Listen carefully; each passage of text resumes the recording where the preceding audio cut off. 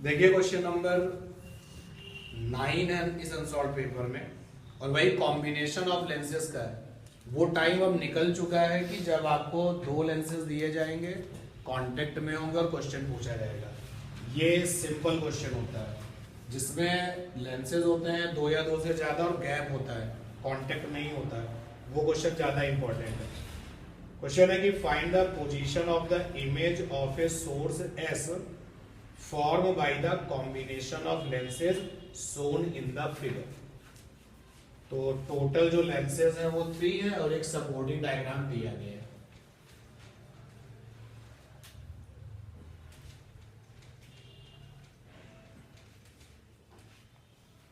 Find the position of image of the source as formed by the combination of lenses।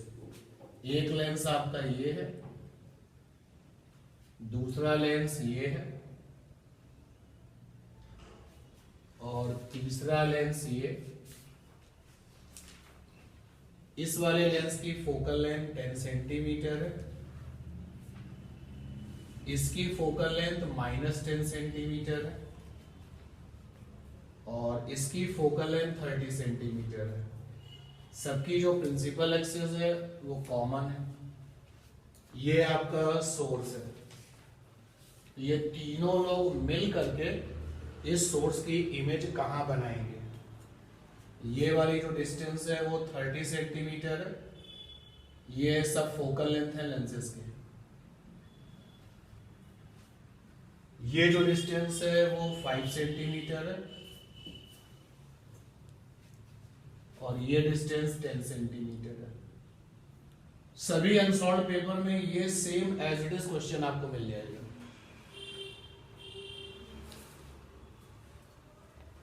तो आपको क्या concept बताया गया? एक से बनने वाली इमेज दूसरे के लिए क्या बनती है?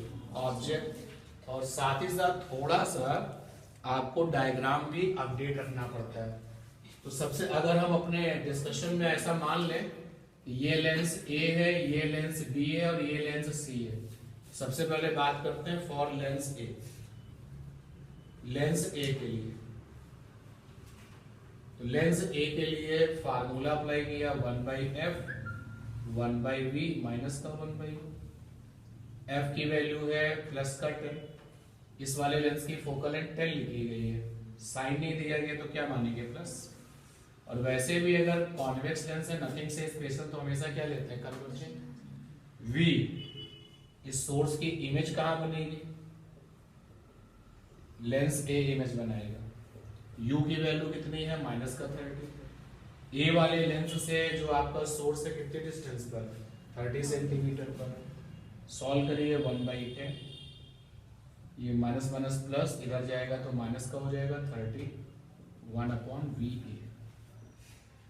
एलसीएम कितना आएगा? 30 10 3 1 VA। यहां से VA की वैल्यू आ गई प्लस का 50। प्लस का मतलब हो गया रियल इमेज बन रही है। तो रफली आप उसको दिखा दीजिए। प्लस का मतलब रियल इमेज बन रही है। लाइट ऐसे आई होगी, लेंस पर गिरी और जो डिस्टेंस ऑफ इमेज आया वो 15 आया है। देखो यहां से यहां तक की डिस्टेंस कितनी है? टोटल 15 है ना। यानी जो इमेज बनी है वो ये बनी है, जाके ये इमेज बनी है भाई। यहां से यहां तक की डिस्टेंस कितनी है? 15 और डिस्टेंस ऑफ इमेज भी कितना है? 15। और रियलिटी क्या है कि जब इस वाले लेंस से लाइट निकलेगी तो बी वाले लेंस पर गिरेगी, लेकिन उसके आगे जो है लाइट क्या एक्चुअली ऐसे जाएगी? नहीं। ये तो तब होगा ना जब बी और सी नहीं होंगे। तो वो रियलिटी जो है वो भी आपको ध्यान रखनी है। ये लीजिए, अब आप ये फील कर सकते हो, ये बता सकते हो अगर बी वाला लेंस नहीं होता और सी वाला लेंस नहीं होता तो ए वाले ने वहां पर इमेज बना रखी है। ये जो इमेज है ये ए ने बनाई है, इसलिए मैं इसको IA लिख देता हूं। अब यही इमेज दूसरे वाले लेंस के लिए क्या बन जाएगी? ऑब्जेक्ट। तो फिर आगे बढ़ते हैं और दूसरे लेंस के लिए बात करते हैं। दूसरे लेंस यानी कि जिसको हमने बी नाम दिया है। तो when the lenses are in contact question approach अलग होती है, and when they are in gap तो कोई शॉर्टकट नहीं है, आपका अपना पेशेंस, आपकी अपनी कैलकुलेशन एबिलिटी क्वेश्चन को आसान बनाएगी। चलते हैं बी लेंस के लिए बात करते हैं। फॉर बी वाला लेंस, अब ये जो है बी वाले लेंस के लिए ऑब्जेक्ट बन गया। तो बी वाले लेंस के लिए जो ऑब्जेक्ट डिस्टेंस है वो कितना हो जाएगा 10। देखो बी वाले लेंस के लिए क्या, ये डिस्टेंस 10 है ना, तो फार्मूला लगाया 1/f 1/v और माइनस का 1/u। और ये जो ऑब्जेक्ट है वो कैसा ऑब्जेक्ट है, वर्चुअल ऑब्जेक्ट है। और ओरिजिनल साइन कन्वेंशन के अकॉर्डिंग भी अगर आप देखो तो ये डिस्टेंस ऑफ ऑब्जेक्ट है फॉर द बी वाला लेंस। तो लेंस से ऑब्जेक्ट तक जब आप मूव करोगे तो इंसिडेंट लाइट के अलोंग चलोगे तो यू कैसा होगा, प्लस। तो बी वाले लेंस की फोकल लेंथ क्वेश्चन में -10 है, -10 हो गया। और अब जो इमेज बनाएगा वो बी वाला लेंस बनाएगा, और जो डिस्टेंस ऑफ ऑब्जेक्ट है बी वाले लेंस के लिए दैट इज प्लस का 10। ठीक है, देखिए क्या हो गया, माइनस का 1/10 और ये माइनस है तो प्लस का 1/10 is equal to 1/VB। 0 is equal to हो गया 1/VB, तो VB इज इक्वल टू क्या हो गया, इनफाइनाइट। यानी बी वाले लेंस ने इमेज कहां बनाई है, इन्फिनिटी में बनाई है, जिसका मतलब होता है कि लाइट कैसे होगी, ये पैरेलल। यानी जब लाइट बी वाले लेंस से निकली है, जब लाइट बी वाले लेंस से निकली है तो कैसी हो गई है, पैरेलल। तभी तो हम ये फील कर पाएंगे ना कि इमेज कहां बन रही है, इनफाइनाइट पर। अब इमेज बनी है इनफाइनाइट पर, तो वही इमेज इस तीसरे वाले लेंस के लिए क्या बनेगी, ऑब्जेक्ट। क्लियर है बात। तीसरा वाले लेंस के लिए बात करते हैं, फॉर सी वाला लेंस। क्योंकि इनफाइनाइट पर बनने वाली इमेज को हम दिखा नहीं सकते, इसलिए हमने इसको छोड़ दिया। ये लाइट आपकी बी वाले लेंस से निकलने के बाद पैरेलल है, और वो पैरेलल होने के बाद में सी वाले लेंस पर गिरी। ये सी वाला लेंस है जिस पर जो लाइट आके गिर रही है पैरेलल,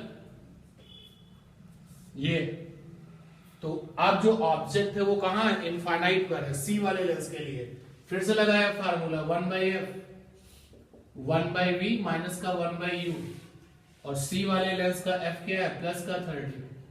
और सी वाला लेंस जो इमेज होगा वो क्या होगा, फाइनल, क्योंकि उसके आगे तो कुछ होना नहीं है, और इसलिए फाइनल, इसलिए v की जगह पर v लिख रहा है। और सी वाले लेंस के लिए ऑब्जेक्ट कहां है, इनफाइनाइट पर, तो u कितना हो गया, इनफाइनाइट। तो v की वैल्यू क्या गई, प्लस 30 सेंटीमीटर। तो आपका आंसर क्या होगा, प्लस का मतलब है रियल, फाइनल इमेज रियल होगी और सी वाले लेंस से 30 सेंटीमीटर पर होगी। ठीक है, क्लियर है ना ये। तो 2016 की जो प्रॉब्लम है उसमें डायग्राम दिया हुआ है, तो यहां बोर्ड पर भी डायग्राम है। मैं क्वेश्चन पढ़ता हूं, आप डायग्राम को चेक करो, क्वेश्चन भी देखो। In the following diagram an object O is placed at 15 centimetre in front of the convex lens L1।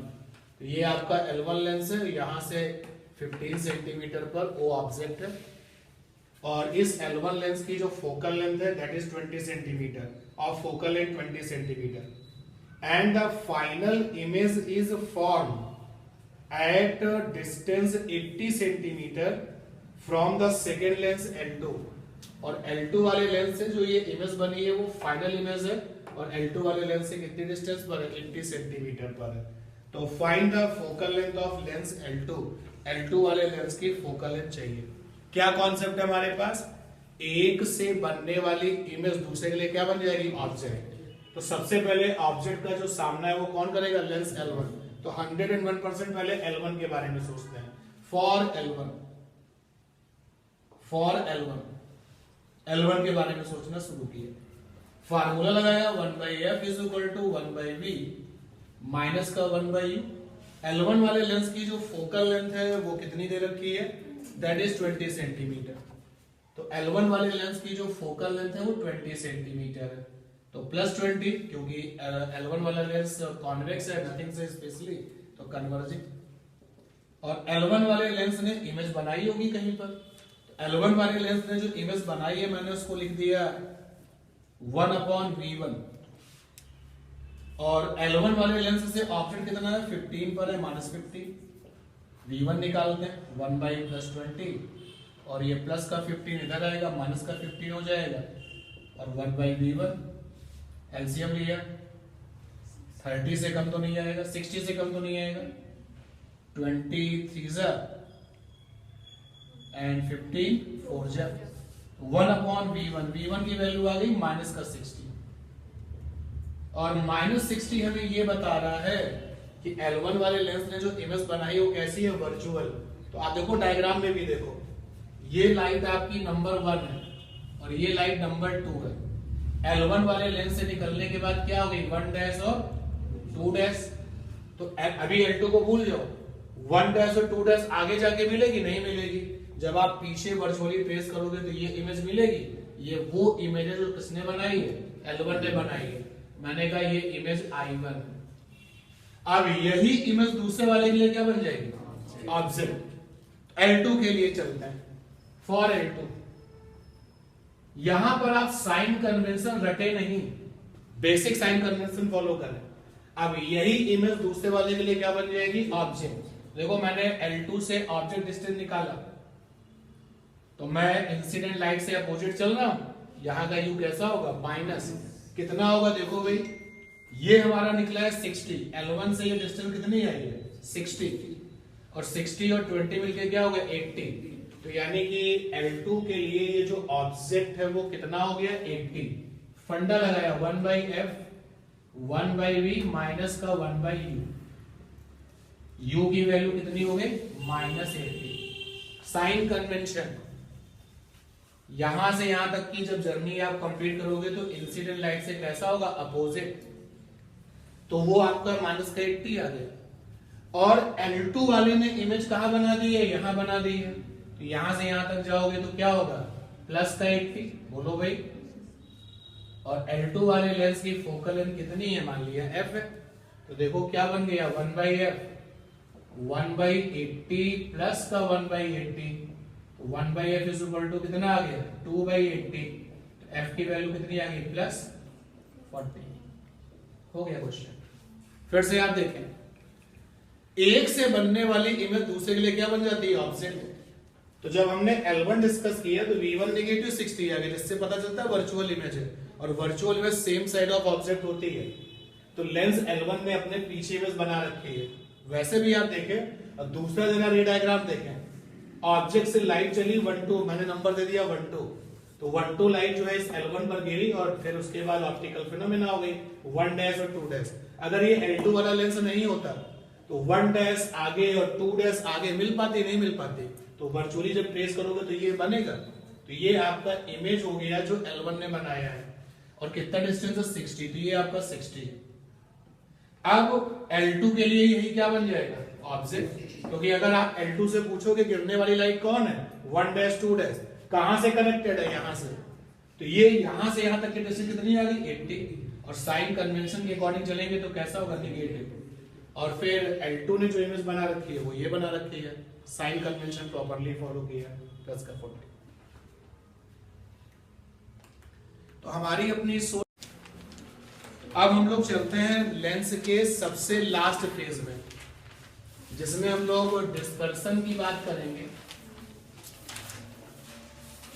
Dispersion in lenses भी पढ़ेंगे और साथ में प्रिज्म भी ले लेंगे।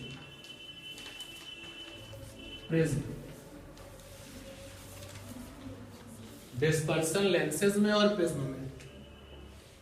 तो सबसे पहले हम लोगों को जानना होता है कॉची थ्योरम क्या होती है। चाहे आपसे एग्जाम में कॉचीज थ्योरम पूछा जाए या आपसे कॉचीज लॉ पूछा जाए, एक ही बात है। वैसे तो थोड़ा डिफरेंस होता है थ्योरम में और लॉज में, बट आपके लिए वो एक ही चीज है।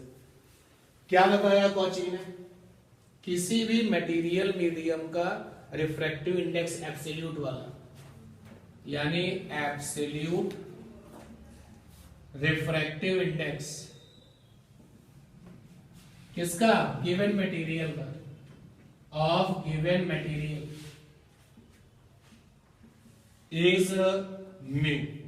अगर एग्जाम में कॉचीज लॉ लिखना है ना, ऐसे लिखना जैसे मैं बता दे रहा हूं कि आपके पास कोई मटेरियल है जिसका कि एब्सोल्यूट रिफ्रैक्टिव इंडेक्स म्यू है, उस मटेरियल पर गिरने वाली लाइट का वेवलेंथ क्या है? तो वेवलेंथ ऑफ इंसिडेंट लाइट, तो वेवलेंथ ऑफ इंसिडेंट लाइट वो लैम्डा है। अब वो मटेरियल क्या हो सकता है? हो सकता है कि वो मटेरियल एक स्फीयर जैसा लुक रखता हो, तो ये ऑप्टिक्स की बात कर रहे हैं तो कैसा होगा? ट्रांसपेरेंट होगा। हो सकता है कि वो मटेरियल लेंस के जैसा दिखता हो सकता है कि वो मटेरियल जो है इस तरीके का दिखता हो सकता है वो मटेरियल ऐसा दिखता हो।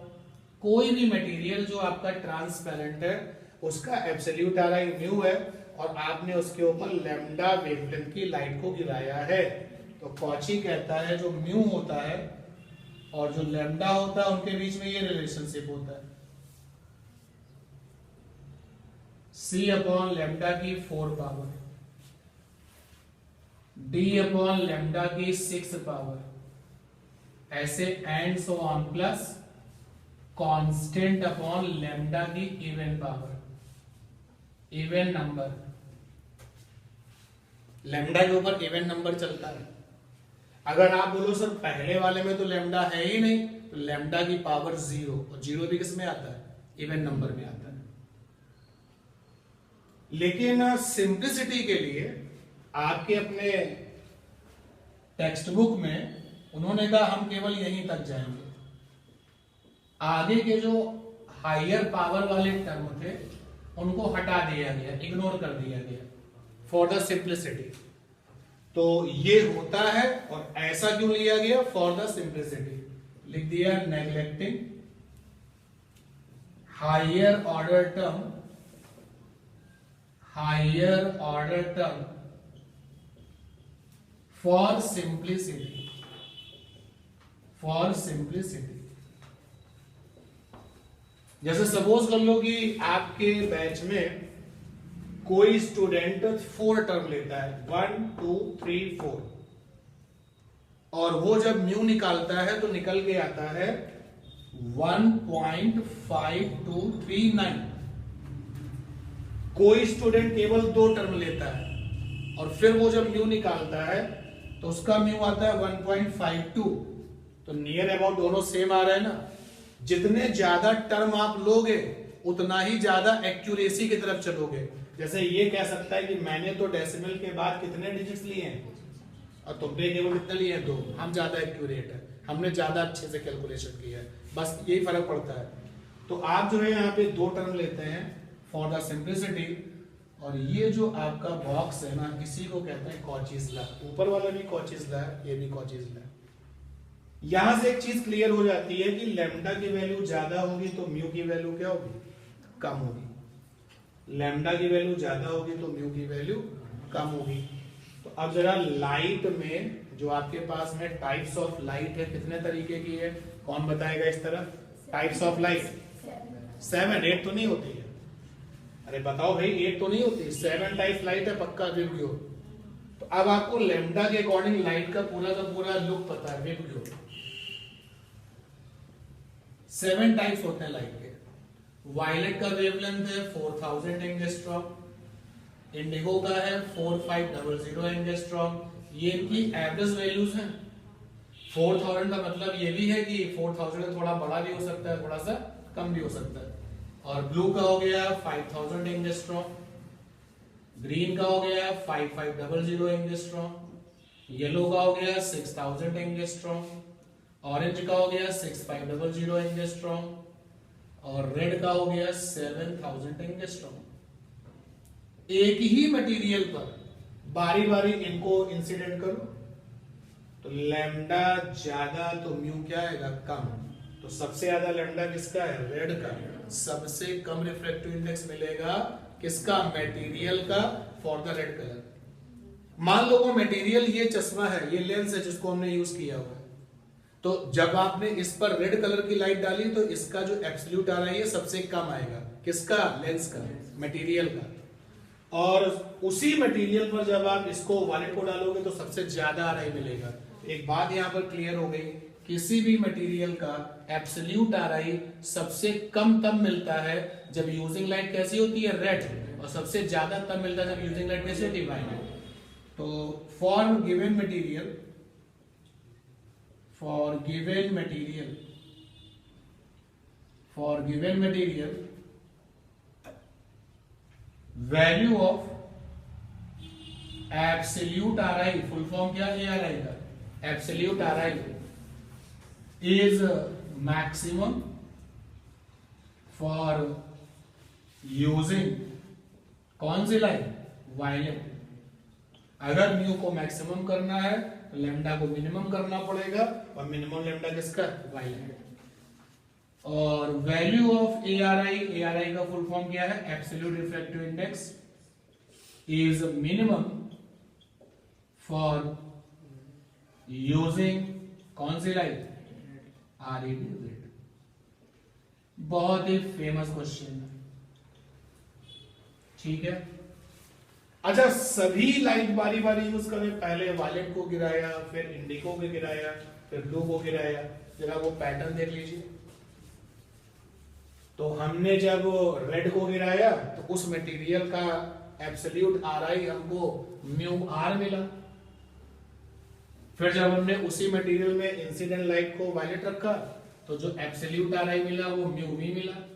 फिर इंडिगो के लिए म्यू आई मिला, फिर ब्लू के लिए म्यू ब्लू मिला, म्यू ग्रीन, म्यू येलो और म्यू ऑरेंज। तो सिचुएशन कैसी आएगी, ऐसी। सबसे ज्यादा वैल्यू किसकी होगी, म्यू वी की, और सबसे कम किसके लिए होगी, और बाकी सब अरेंज कर दिए। और फिर रिजल्ट्स ये बताते हैं, इसको कोई प्रूफ नहीं कर सकता, ये एक्सपेरिमेंटल है आपका। रिजल्ट्स ये बताते हैं, ये जो येलो कलर का जब आपने लाइट यूज किया है तो जो म्यू की वैल्यू आई है वो इज इक्वल टू होती है वायलेट के लिए म्यू की वैल्यू और प्लस रेड के लिए म्यू की वैल्यू और अपॉन में 2। इस राइट हैंड साइड को हम लोग पढ़ें तो क्या पढ़ेंगे क्या, arithmetic mean of mu V and mu R. तो अगर आपके पास में वायलेट के लिए म्यू है यानी कि एब्सोल्यूट आ रही है, और रेड के लिए भी आपके लिए पास एब्सोल्यूट आ रही है, तो इन दोनों का अर्थमेटिक मीन ले लो तो क्या मिल जाएगा, फॉर द येलो लाइट। इसीलिए डिस्पर्सन की इस चैप्टर में, डिस्पर्सन के इस कॉन्सेप्ट में येलो को ऑर्डिनरी वे में मीन कलर कहते हैं। मीन कलर मतलब येलो। और इस चैप्टर में कलर का अगर नाम ना ओपन हो तो always go for the yellow. जैसे मैंने कहा मेरे पास एक मटेरियल है, उसका आरआई है 1.7, तो तुमने कहा कि सर कलर तो आपने बताया नहीं। अगर मैंने कलर नहीं बताया तो मैं किसकी बात कर रहा हूं, येलो। तो येलो को मीन के नाम से जानते हैं, इस चैप्टर में मीन कलर के नाम से जानते हैं। और विबग्योर के पैटर्न में एक किनारे होता है रेड फॉर रेड और वायलेट फॉर वायलेट। ये सब विबग्योर पैटर्न में किनारों पर है ना, and that is why violet and red are called the extreme colours. ठीक है ना, बात समझ रहे हैं। जब आपको ये पता चल चुका है कि अलग अलग वेवलेंथ के लिए मटेरियल के जो रिफ्रैक्टिव इंडेक्सेस है वो कैसे हैं, अलग अलग हैं, तो उस जगह पर मैंने बोला कि मेरे पास में एक मटेरियल है जिसका आरआई 1.2 है, और मैंने आपको रंग नहीं बताया तो किसकी बात हो रही है, येलो की बात हो रही है। तो येलो को मीन कलर भी कहते हैं, और इस चैप्टर में कलर ना बताया जाए तो always think about the yellow. ठीक, और वायलेट और रेड को क्या कहते हैं, एक्सट्रीम कलर। ठीक, आगे चलते हैं। तो ये जो रिजल्ट अब हमें मिला कॉचीज लॉ से, कॉचीज थ्योरम से, अगर हम इस रिजल्ट को प्रिज्म के लिए अप्लाई करें तो प्रिज्म के लिए जैसे ही आप अप्लाई करेंगे तो there are some important results. देखते हैं कौन कौन से। आपके पास में प्रिज्म है, तो हमारे पास में प्रिज्म है, ये लीजिए प्रिज्म बना दिया।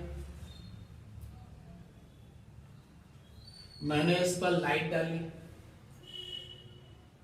एक तरीका है कि मैं 1 by 1 पहले वायलेट, फिर इंडिगो, फिर ब्लू, फिर ग्रीन, फिर येलो, फिर ऑरेंज, फिर रेड, ऐसे 1 by 1 कर सकते हैं।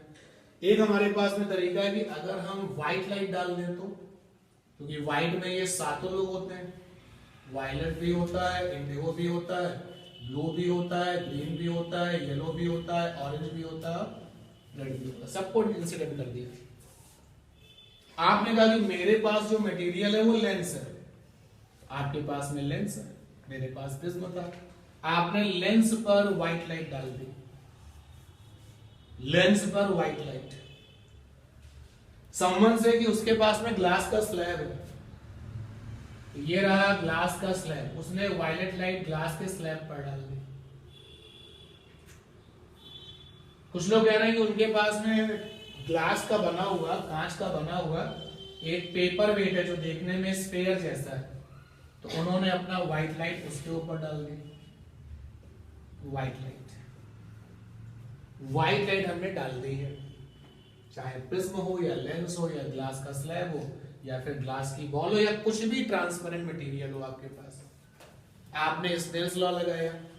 ध्यान देना, जो काम हम करेंगे डिस्कशन में उसको फिर इरेज कर देंगे, रफ कर देंगे, रिजल्ट्स को केवल रखेंगे साथ में। तो इन सभी पर हमने अपने अपने स्नेल्स लॉ लगाए, sine I by sine R और म्यू2 बाई म्यू1। क्या ये रिजल्ट सबके लिए वैलिड है? बिल्कुल, रिफ्रैक्शन में ही तो वैलिड है। आई तुमने मेंटेन किया, ये लिखिए यहां पर प्रिज्म के केस में तुमने आई मेंटेन किया, जो भी तुमने मेंटेन किया होगा तुम्हारी अपनी मर्जी।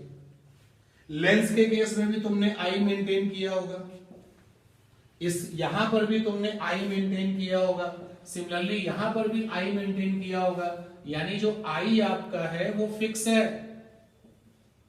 Okay, sine R, refraction angle क्या होगा ये जरा सोचना है हमें। म्यू2 मींस क्या? जहां गई है लाइट, यार इस वाले केस में कहां गई है? प्रिज्म के अंदर। प्रिज्म कौन है? मटेरियल। इस वाले केस में कहां गई है? ग्लास के स्लैब में अंदर, मटेरियल। यहां पर किसमें गई है? स्फीयर के अंदर, material.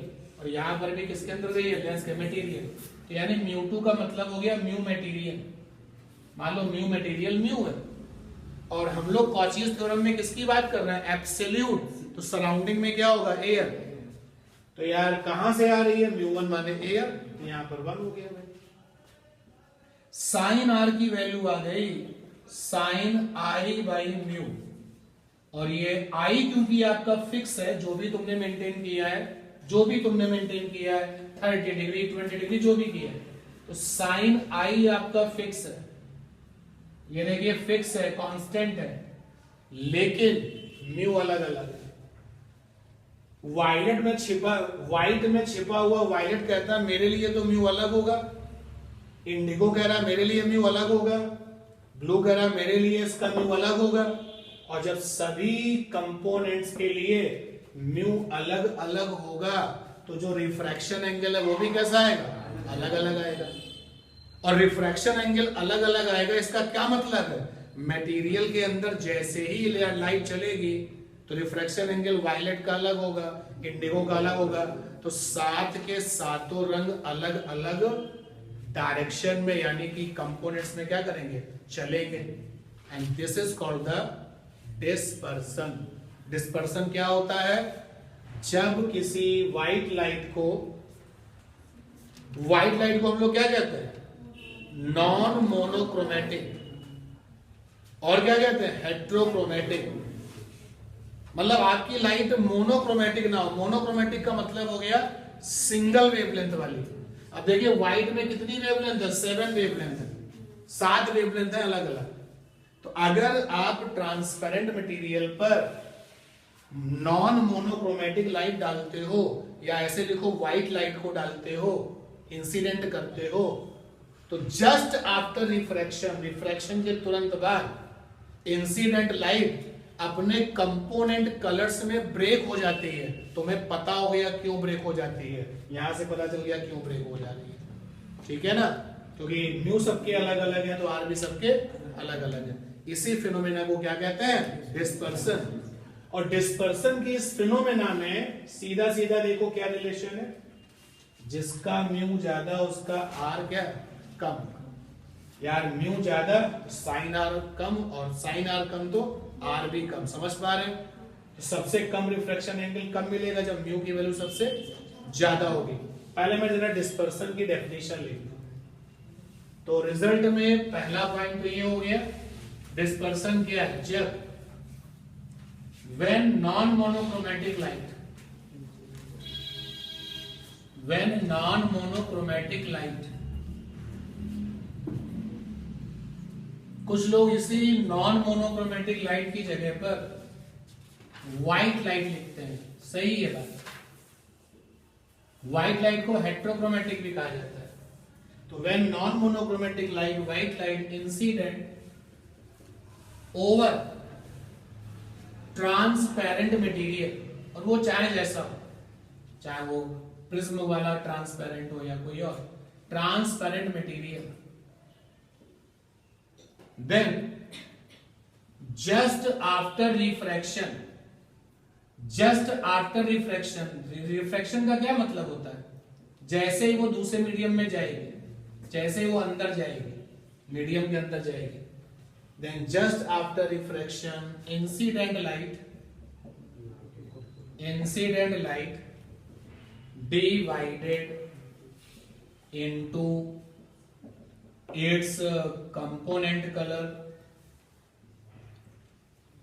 its components color, full stop. This phenomena is called dispersion. एक अपडेट आपको और दे दें, अगर व्हाइट आपके पास है तो सभी रंग आपके पास है, लेकिन अगर आपके पास केवल दो रंग की लाइट है, मतलब उसमें दो ही कलर मिक्सर है, ग्रीन और येलो, तो वो क्या बनेगी? बाइक्रोमेटिक। तो डिस्पर्सन में कितने कंपोनेंट आएंगे? दो। अगर व्हाइट है तो कितने कंपोनेंट आएंगे? 7। और ट्राइक्रोमेटिक है तो कितने आएंगे? 3। तो that depends upon the situation. कभी कभी हो सकता है वो आपसे कहे कि हमारे पास में मिक्सचर ऑफ ग्रीन, ब्लू और ऑरेंज है, कितने कलर हो गए? 3। तो डिस्पर्सन में कितने निकल के आएंगे? 3। और फिर लॉजिकली तुमने ये डिस्कशन से पता चला आपको कि जो रिफ्रैक्शन एंगल है आर, रिफ्रैक्शन एंगल जो आर है उसका जरा हाल देख लेते हैं। तो व्हाइट के केस में 7 कंपोनेंट होंगे, तो refraction angle R 1 2 3 4 5 6 7। Refraction angle for the violet light indigo, blue, green, yellow, orange, red. Refraction angle R की और रिफ्रैक्टिव इंडेक्स म्यू की इनवर्सली वाली दोस्ती है, यानी म्यू ज्यादा होगा तो रिफ्रैक्शन एंगल, तो देखो म्यू भी सबसे ज्यादा है तो रिफ्रैक्शन एंगल वायलेट के लिए सबसे कम है। ये रिजल्ट है। Again you have a theory question. जब आपने रिफ्रैक्शन एंगल का हालचाल भी डिस्कस कर लिया, अब बात करते हैं क्रिटिकल एंगल की। क्रिटिकल एंगल को लेकर के बहुत बार क्वेश्चन मिलता है आपको, अनसॉर्ट पेपर देखेंगे तो। रिफ्रैक्शन एंगल को बदल दिया है क्योंकि म्यू बदल रहा है। देखिए भाई, एक फंडा है तुम्हारे पास साइन थीटा सी, और अगर आप क्रिटिकल एंगल को आईसी से लिखते हो तो आईसी, या फिर आपका साइन आईसी, जो भी आपको पसंद है। रेयर मीडियम का refractive index upon denser medium का रिफ्रैक्टिव इंडेक्स। चलो मैं जरा क्लास से पूछता हूं कि फार्मूला बेस क्रिटिकल एंगल कैसे निकलता है? क्रिटिकल एंगल निकालने के फार्मूले कितने थे? साइन थीटा सी, या फिर तुम्हारे लिए sine I C is equal to क्या? जनरल फंडा होता है छोटा अपॉन बड़ा, जनरल फंडा छोटा अपॉन बड़ा। अब अगर आपको स्पीड पता है तो ऊपर लिखोगे छोटी स्पीड, नीचे लिखोगे बड़ी स्पीड, और आपको पता है कि छोटी स्पीड कहां पे? डेंसर में होती है, and that is why V D upon में वीआर। अगर आप वेवलेंथ में जा रहे हैं तो छोटा वेवलेंथ का होता है, डेंसर में बड़ा का होता है, तो यहां पर आप लिखोगे lambda D upon lambda R. और अगर आप रिफ्रैक्टिव इंडिसेस में जा रहे हैं तो छोटा रिफ्रैक्टिव इंडेक्स कहाँ होता है? रेयर में। बड़ा कहाँ होता है? तो यहाँ पर हो गया mu R upon mu D. तो एक शॉर्टकट आपके लिए कि छोटा अपॉन बड़ा। आपने न्यूमेरिकल पढ़ा, वेवलेंथ दी गई है तो छोटी वेवलेंथ अपॉन बड़ी वेवलेंथ। ये अंदर की बात है कि छोटी वेवलेंथ कहाँ मिलती है? डेंसर में। स्पीड दी गई है, छोटी स्पीड अपॉन बड़ी स्पीड। और ये भी अच्छी बात है, पता होना चाहिए कि छोटी स्पीड कहाँ मिलती है? डेंसर में। अगर रिफ्रैक्टिव इंडेक्सेस दिया गया है तो छोटा रिफ्रैक्टिव इंडेक्स अपॉन छोटा रिफ्रैक्टिव इंडेक्स कहाँ मिलता है? रेयर में। तो जनरल वे में आपको जो है याद रखने का तरीका मैंने बताया। तो क्रिटिकल एंगल खैर इस तरीके से निकलता है। तो यही फंडा हमने यहाँ पर लगा दिया कि मेरे माइंड में था कि छोटा रिफ्रैक्टिव इंडेक्स अपॉन बड़ा रिफ्रैक्टिव इंडेक्स, और वो रेयर में होता है, नीचे डेंसर होता है। और यहाँ पर इस चैप्टर में एब्सोल्यूट आरआई की बात हो रही है। चारों तरफ क्या है? एयर। तो रेयर मीडियम में तो एयर आ गया, और डेंसर मीडियम में कौन आ गया? म्यू आ गया। ये देखो, जो हाल रिफ्रैक्शन एंगल और म्यू का है वही क्रिटिकल एंगल और म्यू का भी है। यानी क्रिटिकल एंगल जो है वो भी म्यू के साथ में इनवर्सली प्रोपोर्शनल है। यानी म्यू ज्यादा तो क्रिटिकल एंगल कम। चलो बताओ, डिसाइड करो क्रिटिकल एंगल को किससे लिखें? आईसी से या थीटा सी से? आईसी से। तो regarding the critical angle, IC critical angle, IC for critical angle, IC for critical angle, IC for critical angle, IC for critical angle 7 लिखने, 1 2 3 4 5 6 एंड 7। तो क्रिटिकल एंगल उस समय जब हमने वायलेट लाइट की बात करी है, Indigo, blue, green, yellow, orange, red. तो किसी भी मटेरियल का क्रिटिकल एंगल सबसे ज्यादा कब मिलता है? जब लाइट कैसी होती है? रेड। और सबसे कम कब मिलता है? जब लाइट कैसी होती है? वायलेट। अरे यार, म्यू ज्यादा होगा तो ये कम हो जाएगा ना। तो सबसे ज्यादा म्यू किसका है? वायलेट। तो क्रिटिकल एंगल सबसे कम किसका हो गया? फिर क्वेश्चन बनता है, क्वेश्चन ऐसे बनेगा कि मेरे पास एक मटेरियल है, मैंने पूछा कौन सा? बोला कोई भी, कुछ भी सोच लो। तो मेरे पास एक मटेरियल है, जब मैंने उस पर ब्लू लाइट डाली है तो क्रिटिकल एंगल की वैल्यू जो है 28 आती है। तो बताओ ग्रीन के लिए क्या होगा? ग्रीन के लिए क्रिटिकल एंगल 28 से क्या होगा? बोलो। ये डिक्रीजिंग ऑर्डर चल रहा है ना, तो ग्रीन के लिए कितना हो जाएगा? 28 से ज्यादा। और बाकी के लिए क्या हो जाएगा? 28 से कम। इसके पहले वाले में इस तरीके का जो क्वेश्चन था वही उसी तरीके का तो है। तो अगर मैं कहता हूं कि रिफ्रैक्शन एंगल वायलेट के लिए 28 है, तो बताओ बाकी के लिए क्या होगा? तो बाकी के लिए क्या होगा? ज्यादा। और पहले के लिए क्या होगा? ठीक है ना। इस तरीके के क्वेश्चन आप देखिए, एक रिजल्ट से 2 रिजल्ट हमने और अटैच कर दिए। ठीक है। और हम लोग किसको लेके चल रहे हैं? प्रिज्म को लेकर। फिर एक कॉमन सेंस की बात है,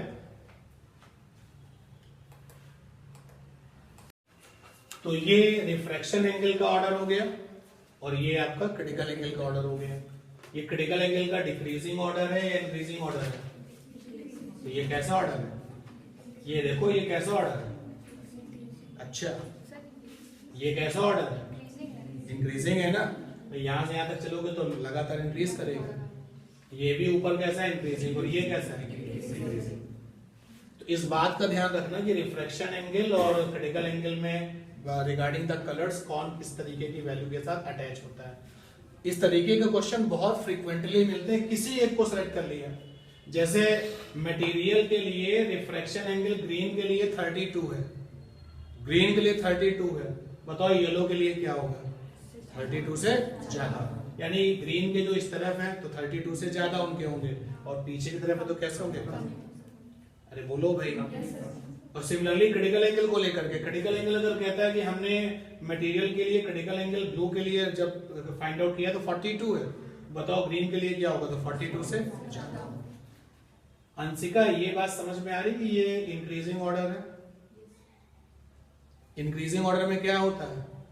छोटे से बड़े की तरफ। ये छोटा है, फिर ये और बड़ा है, फिर ये और बड़ा है, ये और बड़ा है। ऊपर जो है वो कैसा है? डिक्रीजिंग ऑर्डर, यानी बड़े से छोटे की तरफ। ठीक है ना। मैं ये आपसे कह रहा था कि प्रिज्म में जो जब डिस्पर्सन की हम बात करते हैं तो डिस्पर्सन का जो प्रिज्म है वो पतला होता है। कोई आपको ये बताएगा नहीं क्वेश्चन में, ये अंडरस्टूड है। क्योंकि जैसे ही व्हाइट लाइट के कंपोनेंट्स हुए, जैसे ही व्हाइट लाइट के कंपोनेंट्स हुए हम चाहते हैं तुरंत बाहर निकलना, तो मटेरियल कैसा होना चाहिए, थिन होना चाहिए।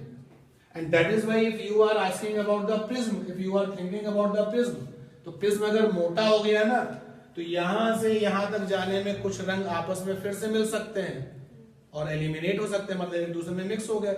आपने कहा मुझे तो ब्लू दिख ही नहीं रहा, किसी के साथ मर्ज हो गया है इसलिए नहीं दिख रहा है।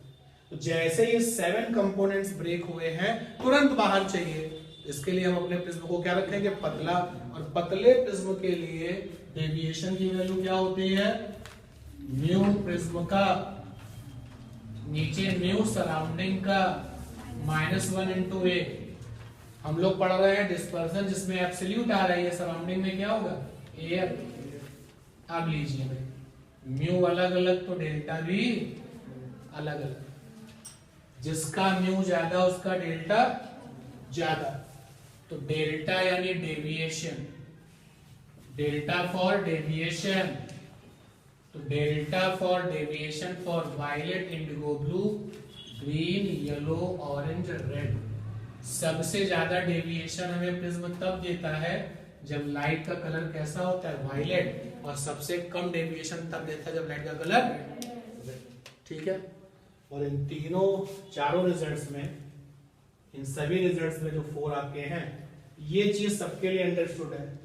जो भी वैल्यू फॉर द येलो है, ध्यान देना, value for yellow is equal to होता है वैल्यू फॉर वायलेट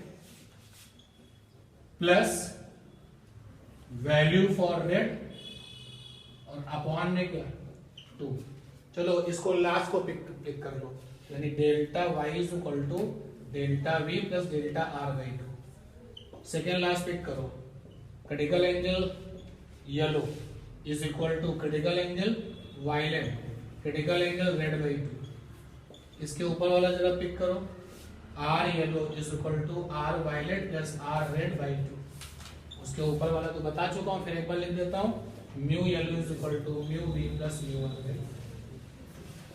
ठीक है, चलिए इतना काम करते हैं। 2017 की एक प्रॉब्लम है, देखिए, how does the angle of minimum deviation of a glass prism very if the incident violet light is replaced by the red light? Give the reason. And for this question you will get 1 mark. Repeat कर देते हैं एक बार question, देखिएगा। How does the angle of minimum deviation for the glass prism vary if incident violet light is replaced by the red light? आपके पास में glass का prism है और हमने आपको बता रखा है कि when you are discussing dispersion, और आपके पास में प्रिज्म है, आपके पास में लेंस है, आपके पास में जो भी ट्रांसपेरेंट मटेरियल है, तो डिस्पर्सन में वो बहुत पतला होता है। क्यों पतला होता है? क्योंकि हम चाहते हैं कि जो भी कंपोनेंट कलर्स हैं वो तुरंत हमको बाहर भी मिले, कहीं कोई आपस में वापस मिक्स ना हो जाए। तो आपके पास में पतला प्रिज्म है, क्वेश्चन में मेंशन नहीं किया गया, ये आपको पता होना चाहिए कि आपके पास में पतला प्रिज्म है।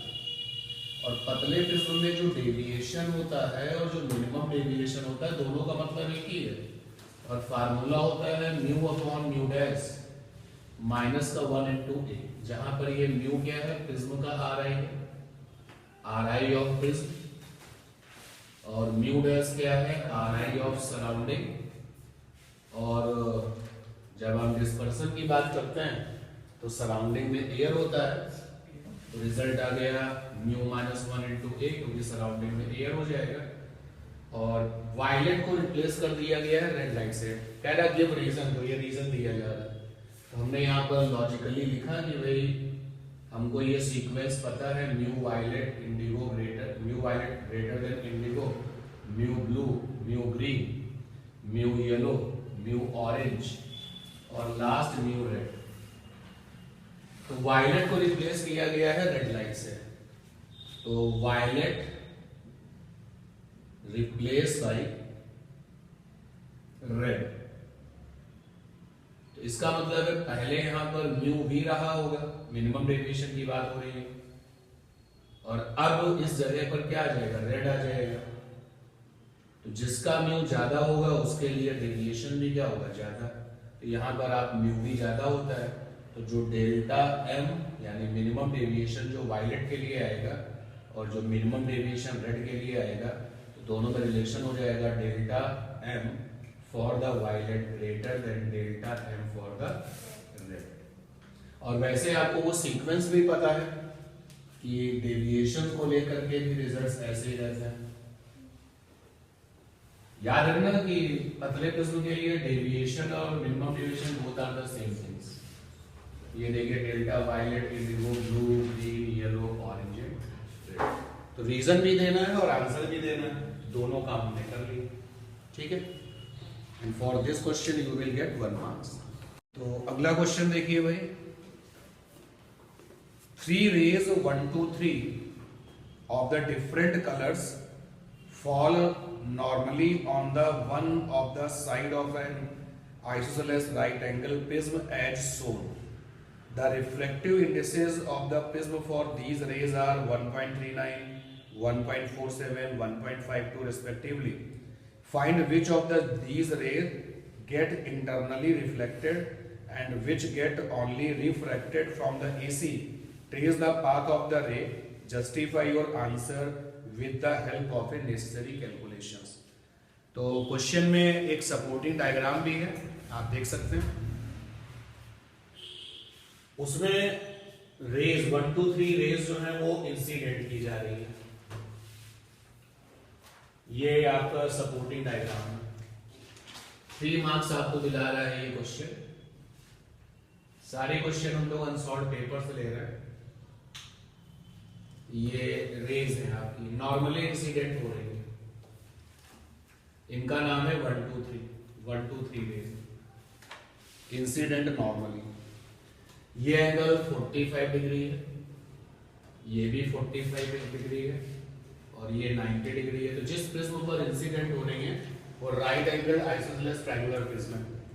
3 rays 1, 2, 3 of the different colors falls normally on one of the sides of an isosceles right angle prism as shown. तो आप देख सकते हो कि ये इंसिडेंट हो रही है और 1, 2, 3 डिफरेंट कलर्स की हैं। ये डिफरेंट कलर्स की हैं, डिफरेंट कलर्स।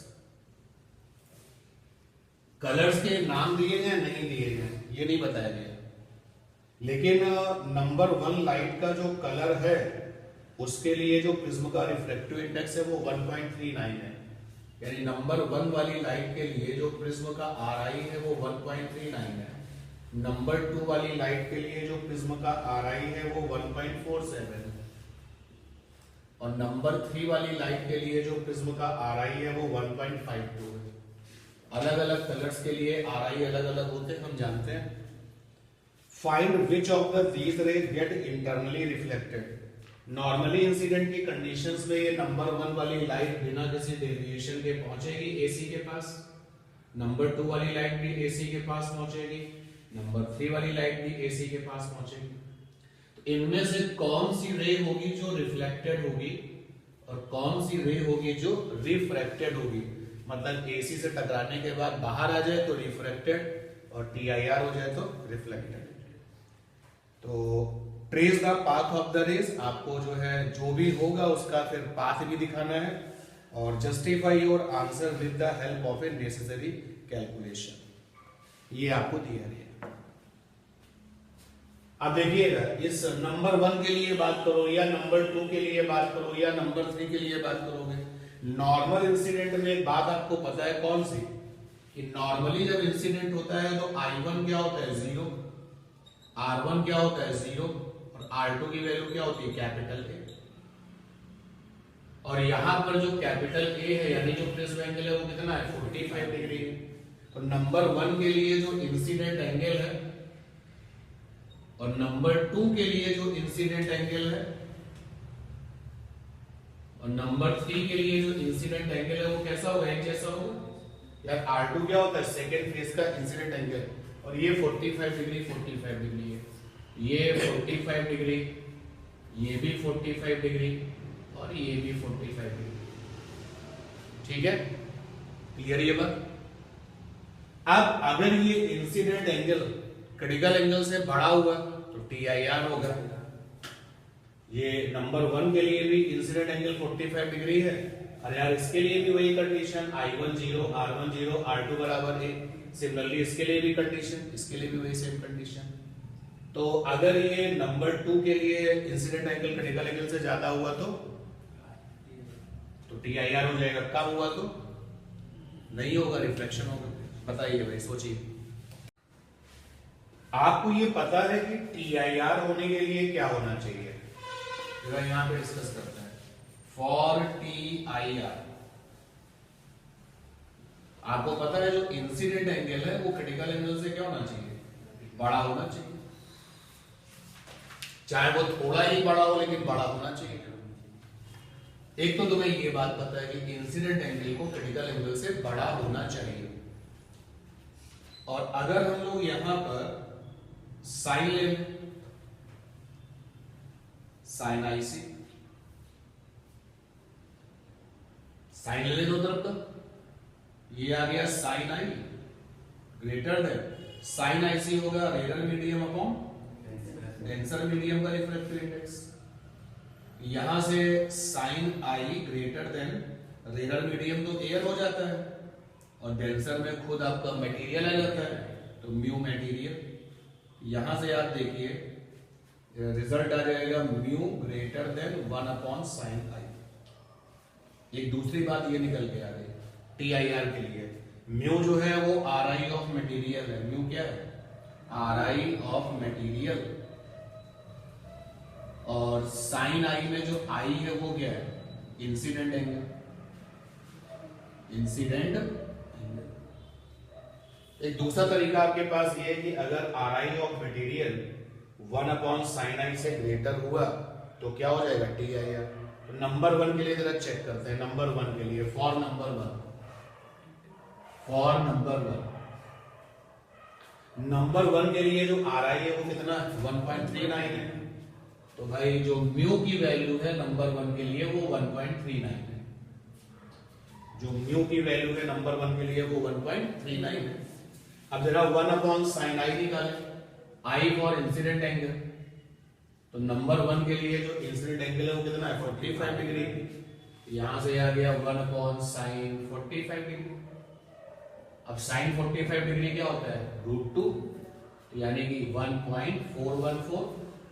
तो एक स्टेप और लिख देता हूं, 1 अपॉन √2 ऊपर चला जाएगा, और √2 की वैल्यू कितनी होती है, 1/4। अब देखिएगा म्यू की वैल्यू अगर 1 अपॉन साइन I से बड़ी है तो TIR होगा, लेकिन यहां पर म्यू की वैल्यू 1 अपॉन साइन I से क्या है, कम है, कम है ना। यहां लिखा मैंने म्यू, क्योंकि mu less than 1 upon sine I, इसलिए TIR नहीं होगा, नो TIR। ओके, तो भाई ये नंबर 1 वाली लाइट अपना उसी रूल को फॉलो करते हुए जो लॉज ऑफ रिफ्रैक्शन है उसमें बाहर आ जाएगी, नंबर 1 बाहर आ गया, ये 1 डैश हो गया, डन। अब हम चेक करते हैं नंबर 2 के लिए। फॉर नंबर 2, देखिए भाई नंबर 2 के लिए म्यू की वैल्यू कितनी है, 1.47 है। तो म्यू की वैल्यू 1.47 है, और 1 अपॉन साइन I इसके लिए भी उतना ही आएगा, 45 है ना। बोलो भाई दोबारा से क्या काम करे, वही तो आएगा। अरे यार नंबर 2 के लिए भी जो इंसिडेंट एंगल है वो कितना है, 45 डिग्री है। तो 1 upon sine I, sine I का मतलब हो गया 45 डिग्री, वो आ जाएगा 1.414।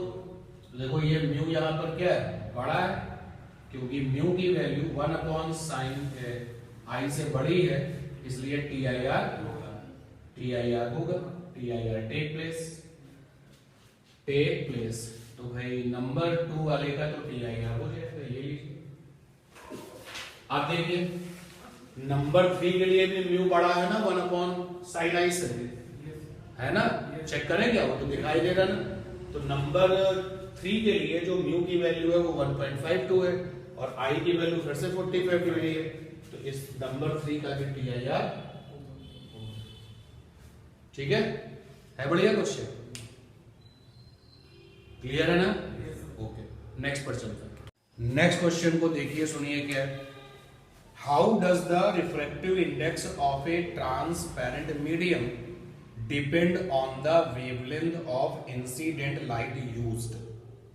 तो ये क्वेश्चन है और ईयर जो है इसका 2015 है। जो मटेरियल का जो रिफ्रैक्टिव इंडेक्स है, यानी कि हम लोग उसको म्यू से लिखते हैं, are I of material, transparent material. तो म्यू यहां पर are I of transparent material है, ट्रांसपेरेंट मटेरियल। और वेवलेंथ को हम और आप लैम्डा से लिखते हैं। तो क्वेश्चन में ये पूछ रहा कि इसमें रिलेशन क्या है। तो रिलेशन क्या है, तो आपको पता ही है कि म्यू और लैम्डा में रिलेशन बताने वाली थ्योरम का नाम क्या था, कॉची थ्योरम।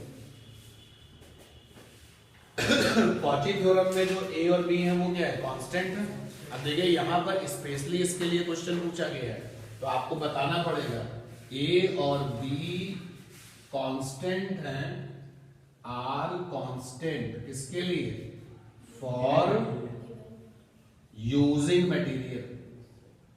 भाई अगर आपके पास में ट्रांसपेरेंट मटेरियल क्राउन वाला ग्लास है, अगर आपके पास में ट्रांसपेरेंट मटेरियल फ्लिंट वाला ग्लास है, तो material two material A B जो है वो क्या होते हैं, चेंज होते हैं। बाकी म्यू और लैम्डा क्या है वो तो हमने बता ही दिया है। लिख करके क्वेश्चन का आंसर दे देना है और इस काम के लिए आपको 1 मार्क्स मिल जाने हैं। ठीक, एक बार फिर से right angled isosceles triangular prism है, ए बी सी है। नॉर्मली 1 नंबर लाइट को गिराया गया है, नॉर्मली 2 नंबर लाइट को गिराया गया है, 1 नंबर लाइट को गिराया गया, 2 नंबर लाइट को गिराया गया। नंबर 1 लाइट के लिए जो रिफ्रैक्टिव इंडेक्स है प्रिज्म का वो 1.3 है, 1.35 रिफ्रैक्टिव इंडेक्स है नंबर 1 लाइट के लिए। और नंबर 2 के लिए जो रिफ्रैक्टिव इंडेक्स है वो 1.45 है, 1.45। इसका मतलब ये हो गया नंबर 1 और नंबर 2 कलर्स में लैम्डा में कैसे होंगी, अलग अलग रही होंगी। तो कह रहा है कि इनका मुझे पाथ दिखाइए। एक बार फिर से वही काम करना है कि TIR कौन करेगा कौन नहीं करेगा। तो फिर आपको पता है कि TIR की कंडीशन में एक कंडीशन ये है कि फॉर TIR जो इंसिडेंट एंगल है वो क्रिटिकल एंगल से क्या होना चाहिए, बड़ा होना चाहिए। और दूसरा हमें पता चला है कि जो म्यू है 1/sin i से क्या होना चाहिए, बड़ा होना चाहिए। तो हमारे पास में म्यू है। फिर एक बार आप देख सकते हैं क्वेश्चन में right angled isosceles triangular prism है, तो ये 45 डिग्री होगा। यहाँ पर I10 R10 और R2 बराबर A हो जाएगा। R2 की वैल्यू क्या हो जाएगी, A, और A यहाँ पर कितना है, A माने prism angle, that is 45 degree. और यहाँ पर भी 45 डिग्री। और R2 का नाम है इंसिडेंट एंगल। तो फिर आप जो है 1/sin i निकाले जरा सा। तो इसके लिए भी 45 है, इसके लिए भी 45 है। 1/sin i निकाला, कितना आया, 1/sin 45 कितना आया, √2 आया, यानी 1.414। तो नंबर 1 के लिए म्यू की वैल्यू 1.35 है, जबकि 1/sin i की वैल्यू कितनी है, 1.414। तो नंबर 1 के लिए for number 1 light, number 1 light के लिए म्यू जो है वो 1.35 है और 1/sin i जो है वो 1.414 है। तो यहाँ पर TIR नहीं होगा, क्योंकि TIR के लिए म्यू को 1/sin i से क्या होना चाहिए, बड़ा होना चाहिए। तो नंबर 1 वाली लाइट तो जनरल तरीके से रिफ्रैक्शन करेगी। नंबर 2 के लिए जरा देखिए, for number 2 light, number 2 light के लिए जो म्यू की वैल्यू है दैट इज 1.45 और 1/sin i की वैल्यू कितनी है, 1/sin i की वैल्यू है 1.414। देखो यहाँ पर TIR होगा, तो नंबर 2 वाले के लिए TIR होगा। ठीक है, क्लियर है ना। Violet greater than mu indigo greater than mu blue greater than mu green, yellow orange और रेड ब्लू। और जो रिफ्रैक्शन एंगल है उसका हालचाल ये है R फॉर रिफ्रैक्शन एंगल। तो सबसे ज्यादा रिफ्लेक्शन एंगल आता है रेड के लिए, ये ये सबसे ज्यादा रिफ्लेक्शन एंगल किसके लिए मिलता है? रेड के लिए, सबसे कम वायलेट के लिए। और हमने देखा क्रिटिकल एंगल को लेकर के,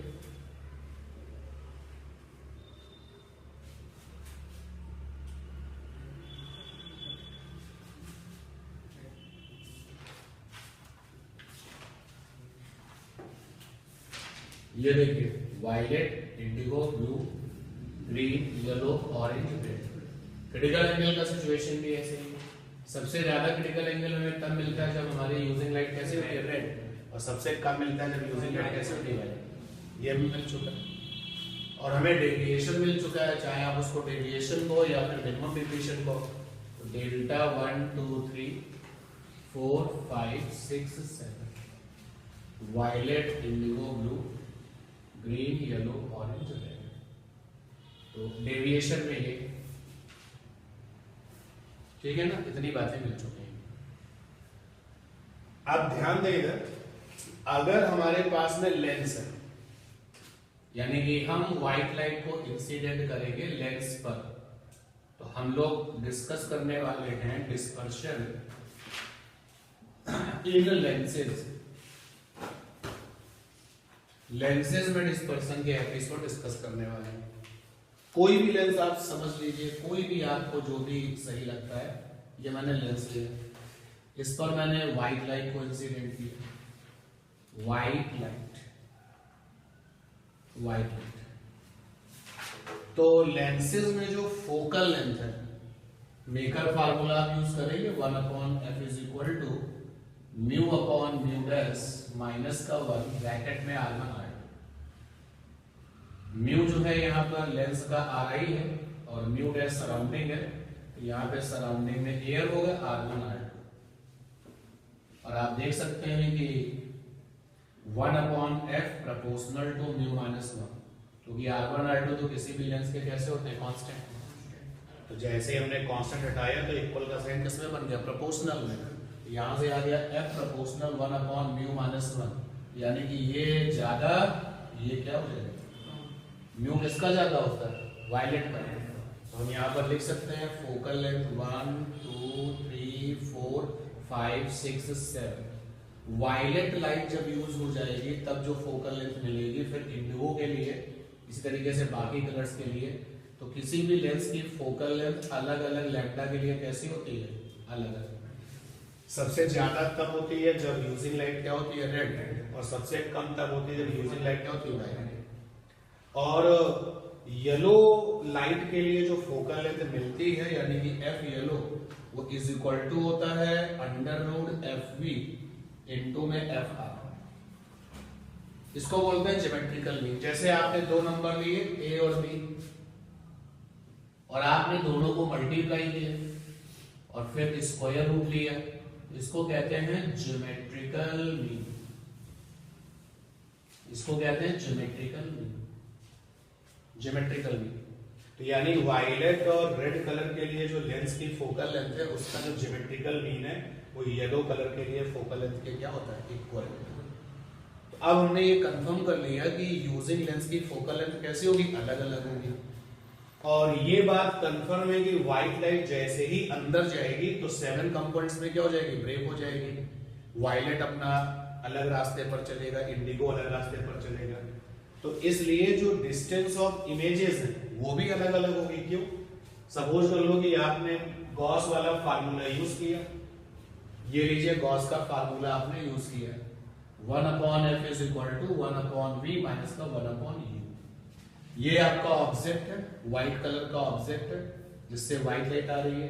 देखो u आपका फिक्स है, जितनी डिस्टेंस पे रख दिया 20 40 जो भी है, लेकिन अंदर जो रेड लाइट होगी उसके लिए f की वैल्यू अलग होगी, वायलेट के लिए अलग होगी, येलो के लिए अलग होगी, ग्रीन के लिए अलग होगी। तो जब सभी लैम्डा के लिए f अलग अलग होगा, सभी कलर्स के लिए f अलग अलग होगा, सभी रंगों के लिए जब f अलग अलग होगा, तो फिर v की वैल्यू भी क्या आएगी? अलग अलग आएगी। और कैसा रिलेशन है? प्रोपोर्शन का। f ज्यादा होगा तो v भी ज्यादा होगा, f कम होगा तो v भी कम हो जाएगा। तो यहां पर जो डिस्टेंस ऑफ इमेज है, v यहां पर डिस्टेंस ऑफ इमेज है, डिस्टेंस ऑफ इमेज। तो उसका हाल क्या होगा, उसका हाल ये होगा डिस्टेंस ऑफ इमेज 1 2 3 4 5 6 7, ये आपका violet, indigo, blue, green, yellow, orange, red. तो ये रहेगा रिलेशन। सबसे ज्यादा डिस्टेंस ऑफ इमेज होगी फॉर द रेड वाली लाइट और सबसे कम जो डिस्टेंस ऑफ इमेज होगी फॉर द वायलेट वाली लाइट। ठीक है। ये अब आप देखिए कि I अपॉन O होता है V अपॉन U, तो I इज इक्वल टू हो जाएगा O अपॉन U इंटू में V। I का क्या नाम है, साइज ऑफ इमेज, प्रोपोर्शनल किसके भी, जिसका V ज्यादा होगा उसका साइज भी क्या होगा, ज्यादा होगा।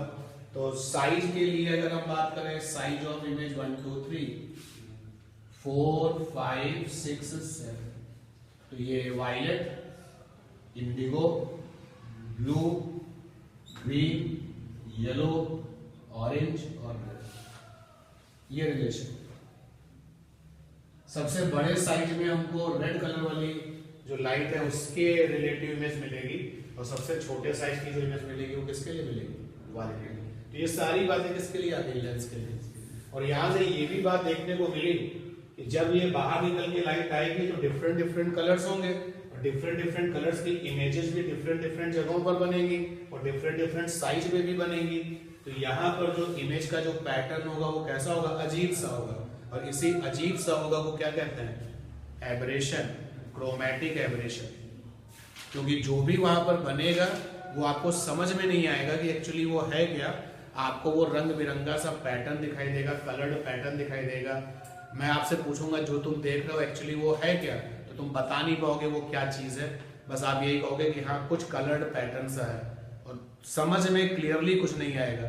And that problem is called the aberration, chromatic aberration. क्योंकि व्हाइट लाइट ऑब्जेक्ट की जब इमेज बनती है तो बनने वाली इमेज कलर्ड होती है, ब्लर्ड होती है, मतलब कुछ आपको समझ में नहीं आता क्या है वो। और इस प्रॉब्लम को कहते हैं क्रोमैटिक एबरेशन। और इस पर जो क्वेश्चंस होंगे वो इस तरीके के होंगे। ठीक है, आगे बढ़ते हैं। अगर हम लोग अलग अलग कलर की इमेजेस का डिस्टेंस ऑफ इमेज लें, जैसे कि आपने कहा कि I am counting the distance of image for the yellow light, तो मैंने कहा मैं काउंट करता हूं distance of image for the blue वाली लाइट। तो अलग अलग कलर्स के लिए जो डिस्टेंस ऑफ इमेज है, ध्यान देना भाई, डिस्टेंस ऑफ इमेज का डिफरेंस, डिस्टेंस ऑफ इमेजेस का difference for two different colours, two different colours. मतलब हम बात कर रहे हैं कि आपको काम करना है, डिफरेंस निकालना है, difference between two different colour images, different colour images, different colour images. आप कोई भी दो कलर ले लो, जैसे मान लो आपने ऑरेंज कलर का डिस्टेंस ऑफ इमेज लिया और इंडिगो का लिया, तो बताओ बड़ा कौन है, इंडिगो बड़ा है या ऑरेंज? ऑरेंज बड़ा है ना। तो बड़े वाले से छोटे वाले को माइनस कर दो। यहां पर डिस्टेंस ऑफ इमेज को हम v से लिखते हैं और फिर माइनस फिर भी डिस्टेंस ऑफ इमेज फिर से v। तो यहां पर v डिस्टेंस ऑफ इमेज बड़ा वाला और यहां पर डिस्टेंस ऑफ इमेज कौन सा, छोटा वाला।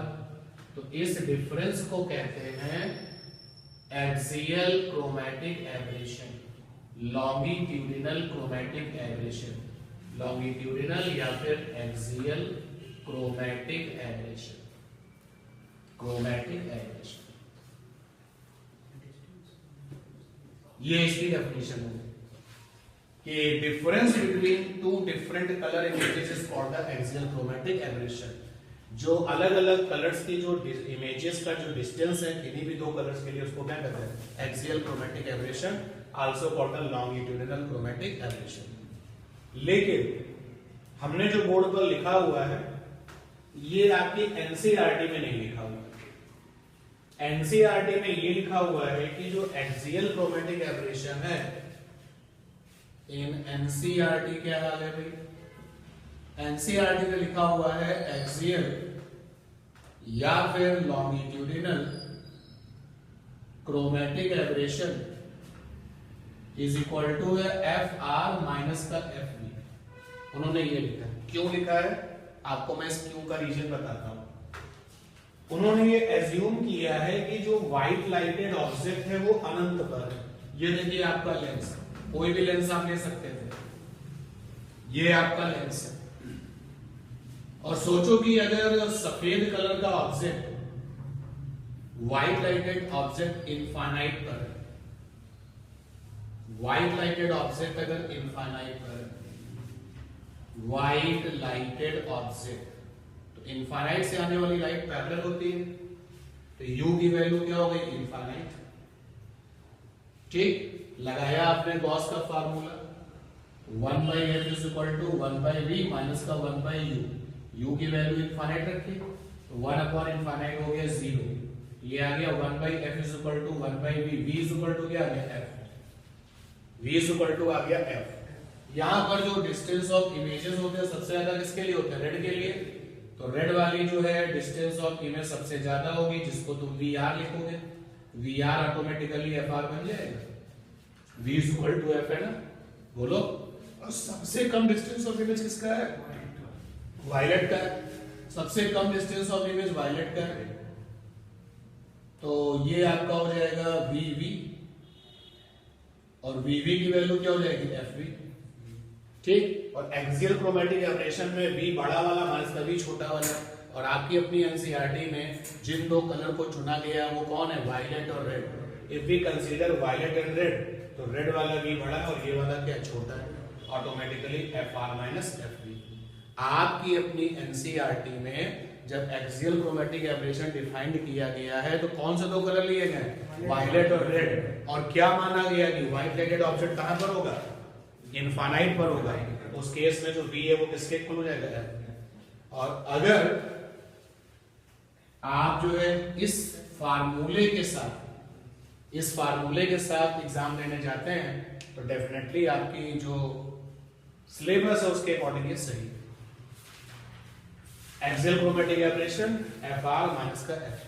ओके, और फिर हम लोग जब इसको प्रूव करते हैं, आप अपने नोट्स को देखेंगे तो प्रूफ करने पर ये पता चलता है कि इसकी वैल्यू इज इक्वल टू होती ओमेगा इनटू Fy। इसकी वैल्यू किसके इक्वल होती है? Omega into Fy। Fy यहां पर क्या है? Focal length for the yellow colour. Omega यहां पर है डिस्पर्सिव पावर। ओमेगा यहां पर क्या है? Dispersive power. ओमेगा का नाम है dispersive power. Dispersive power. Omega की जो डेफिनेशन है वो क्या होती है?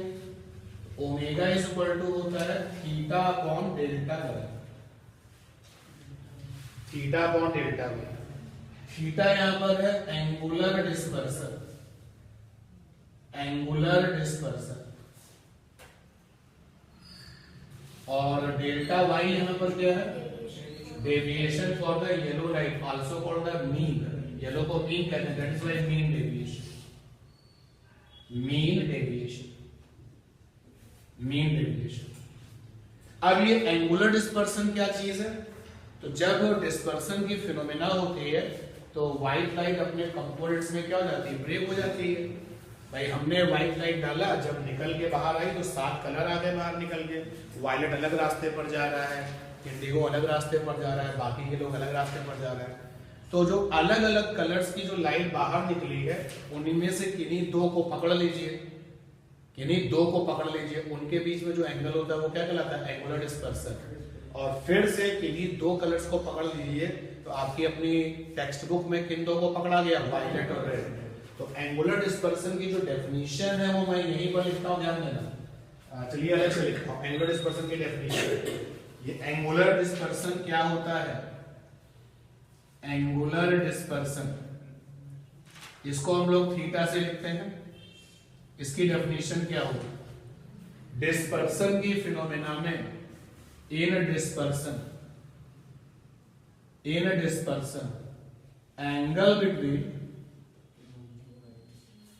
Angle angle between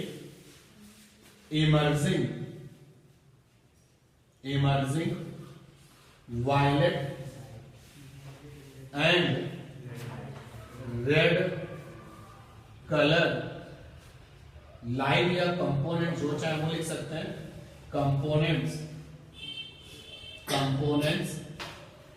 is called angular dispersion,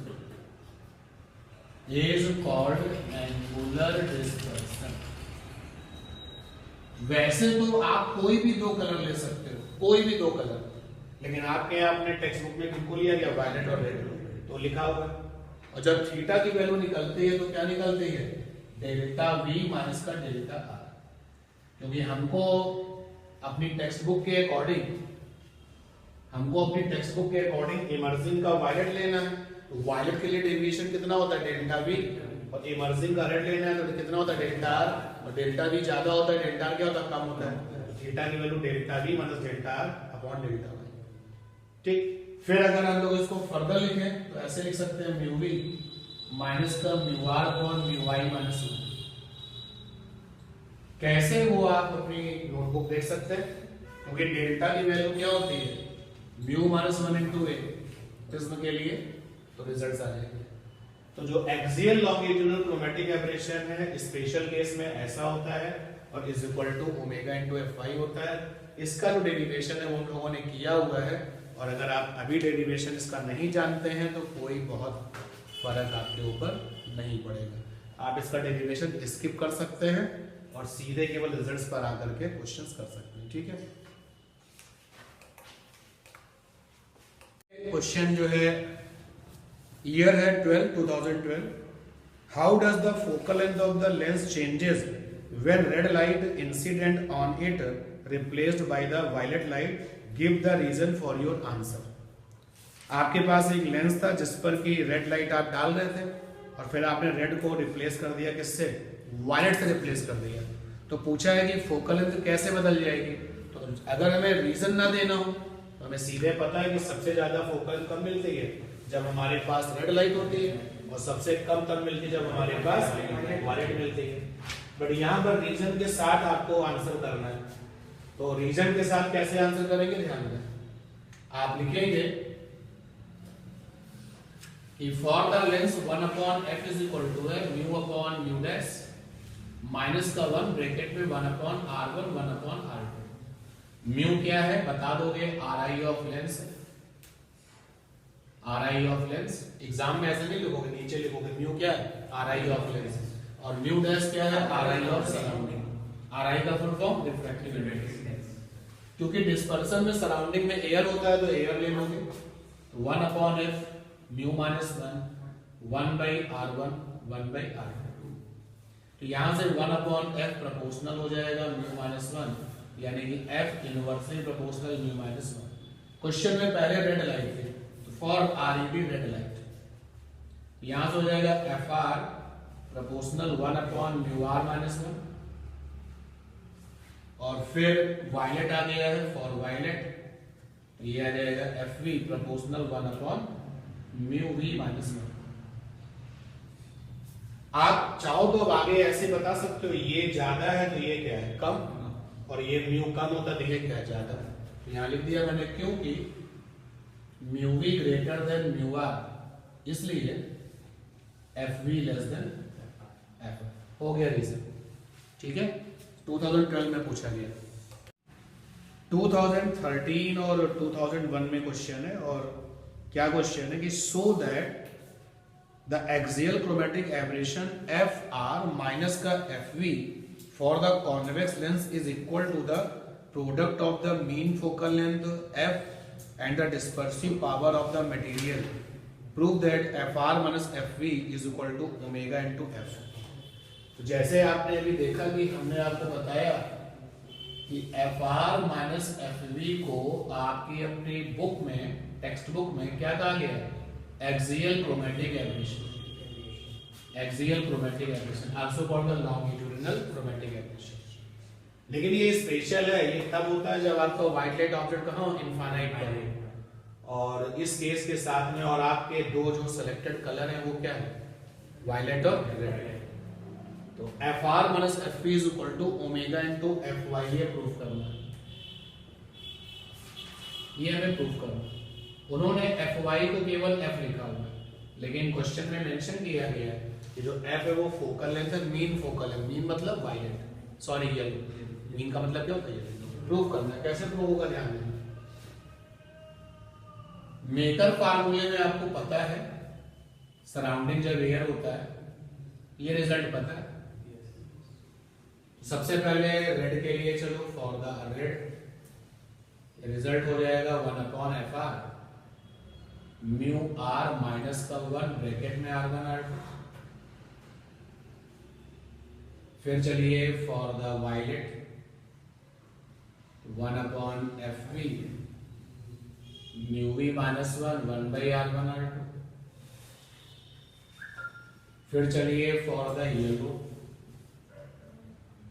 1/fy mu Y minus 1/r1 r2।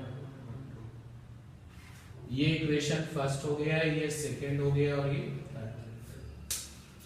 तो हमें सेकंड इक्वेशन से फर्स्ट इक्वेशन को माइनस कर देंगे, सेकंड इक्वेशन माइनस का फर्स्ट वाला इक्वेशन, तो लेफ्ट से लेफ्ट माइनस करोगे तो आएगा 1/fr, सॉरी 1/fv और माइनस का 1/fr। और राइट हैंड साइड से राइट हैंड को जब माइनस करोगे तो राइट हैंड साइड में है mu V minus 1 r1 r2 और mu r minus 1 r1 r2 r1 r2। यहां पर एलसीएम लोगे तो आएगा fv fr, fr माइनस ऊपर जो है 1/r1 माइनस 1/r2 हो जाएगा कॉमन, और अंदर आ जाएगा mu V minus 1 mu R plus 1। ठीक है, बोलो भाई, ब्रैकेट ओपन भी तो करोगे। ये आ गया आपका एफ आर माइनस का एफ वी और ये आ जाएगा एफ वाई स्क्वायर। क्यों, अभी आपको अपडेट दिया गया था कि F Y is equal to क्या होता है, under root F V F R, square करो भाई, F Y square is equal to F V F R, यही हमने यहाँ पर यूज किया। उधर आप देखिए ब्रैकेट में म्यू वी आ गया, म्यू आर आ गया और 1/r1 1/r2 आ गया। क्या आप कुछ चेंजेस कर सकते हैं, देखते हैं। एफ आर माइनस का एफ वी अपॉन में एफ वाई स्क्वायर, ये लिखा है म्यू वी माइनस का म्यू आर। हमने यहाँ पर अपनी तरफ से म्यू वाई माइनस 1 को इंट्रोड्यूस किया डिवीजन में, यानी कि अपॉन में, इसी से हम प्रोडक्ट भी करते हैं। म्यू वाई माइनस 1 तो कोई इफेक्ट नहीं पड़ेगा, r1 r2 पहले से ही। आप देखिए question number sorry equation number 3 में ये 1/fy है, ये किसके इक्वल है, 1/fy। तो यहां पर आ गया और ये आपका ओमेगा हो गया, क्योंकि आपको पता है कि ओमेगा इज इक्वल टू क्या होता है, mu V minus mu R upon mu Y minus 1। तो ये आपका ओमेगा हो गया और ये 1/fy, एफ आर माइनस का एफ वी एफ वाई से एफ वाई कट हो गया, F R F V omega into F Y 2। ठीक,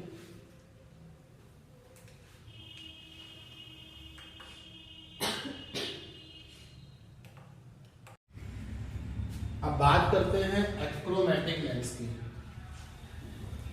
एक्रोमैटिक लेंस, तो क्या होता है एक्रोमैटिक लेंस? ये एक ऐसा लेंस होता है जिसमें डिस्पर्सन नहीं होता। तो मैंने यहाँ पर एक्रोमैटिक लेंस का कोई डायग्राम नहीं बनाया, बट लिख दिया ये एक्रोमैटिक लेंस।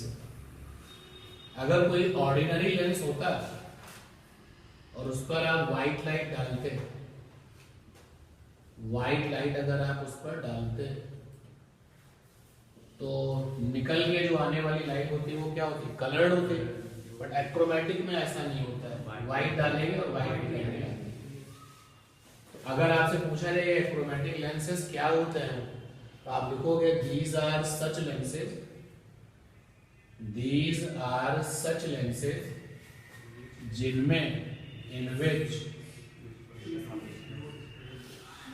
डिस्पर्सन फिनोमेना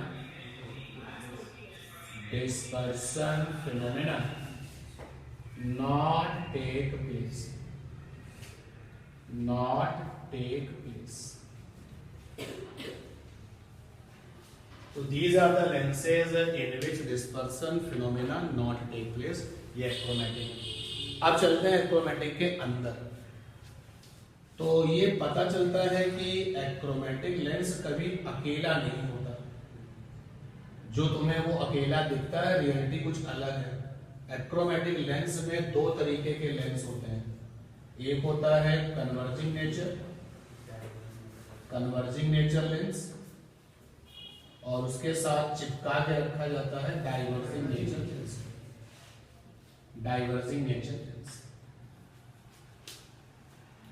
अगर मैं ये कहूं आपसे कि जो कन्वर्जिंग नेचर लेंस है उसकी फोकल लेंथ f1 है, डिस्पर्सिव पावर ω1 है, और जो डाइवर्जिंग नेचर लेंस है उसकी फोकल लेंथ f2 है, डिस्पर्सिव पावर ω2 है। तो ये ω1 और ω2 का रेशियो और माइनस में f1/f2 का रेशियो कैसा होता है? इक्वल। एक्रोमेटिक लेंस के लिए यानी एक्रोमेटिक लेंस बनाने में जो कन्वर्जिंग नेचर का लेंस है और जो डाइवर्जिंग नेचर का लेंस है उन लेंसेस की जो डिस्पर्सिव पावर का रेशियो होता है और जो फोकल लेंथ का रेशियो होता है वो कैसा होता है? देखिए लेफ्ट हैंड आपका पॉजिटिव है क्योंकि डिस्पर्सिव पावर हमेशा कैसे होती है? पॉजिटिव। और राइट हैंड में ये नेगेटिव आपको दिख रहा है। f1 और f2 में से f1 कैसा है? कन्वर्जिंग नेचर प्लस में होगा, f2 कैसा डाइवर्जिंग माइनस में होगा, तो ये भी प्लस हो जाएगा ना। तो अगर दो कन्वर्जिंग और डाइवर्जिंग नेचर के दो लेंस ये कहते हैं कि वो मिल करके एक्रोमेटिक बनाएंगे, उनको ये इक्वेशन सेटिस्फाइड करनी पड़ेगी।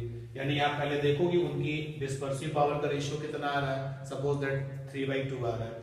उनकी फोकल का रेशियो कितना आ रहा है? अगर 3/2 आ रहा है तो आप उनको कनाडा बार शंकु से चिपकाइए, एक्रोमेटिक बन जाएगा। ठीक है।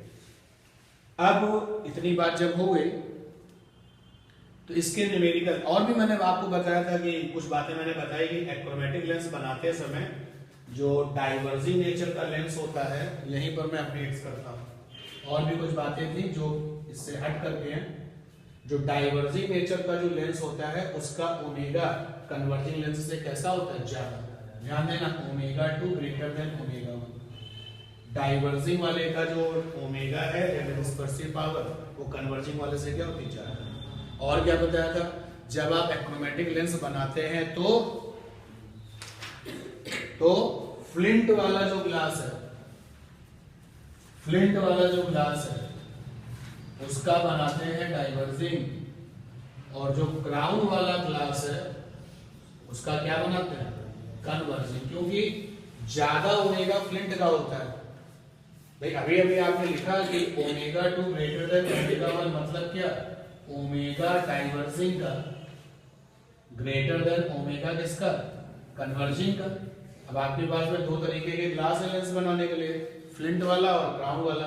फ्लिंट वाले का ओमेगा ज्यादा होता है और क्राउन वाले का क्या होता है? कम होता है। इसलिए फ्लिंट वाले से डाइवर्जिंग बनेगा, क्राउन वाले से कन्वर्जिंग बनेगा। ठीक है, इतनी बात क्लियर है। और आपको क्या बताया था? और ये भी बताया था कि फोकल लेंथ के मामले में कन्वर्जिंग वाले की फोकल लेंथ डाइवर्जिंग वाले से क्या होगी? ज्यादा होगी या कम होगी? बताइए। डाइवर्जिंग की ज्यादा होगी। फोकल लेंथ में f2 ग्रेटर देन f1। यहां पर f2 जो है वो फोकल लेंथ है डाइवर्जिंग की और ग्रेटर देन है फोकल लेंथ किसकी? कन्वर्जिंग। ये भी आपको बताया था। ठीक है, ये एडिशनल बातें थी। फिर सजेशन दिया था कि न्यूमेरिकल करने के लिए जब आप कोई न्यूमेरिकल करें इस एक्रोमेटिक का तो आपको जो ये कंडीशन दिख रही है ω1/ω2 f1/f2 इसमें नेगेटिव लेके मत चला करो, इसको दिमाग में रखा करो। चलिए मैं एक क्वेश्चन आपको बताता हूं, देखिएगा। क्वेश्चन कह रहा है कि an achromatic doublet of focal length 90 centimetre is to be made of the two lenses, the material of one having 1.5 times the dispersive power of the other. The doublet is a converging type. जो achromatic बनता है ना वो हमेशा converging nature का होता है। तो इन्होंने बताया जो डबलेट है यानी दो लेंसेज से जो ये एक्रोमेटिक बनाया वो कन्वर्जिंग टाइप है। Find the focal length of each of the lenses.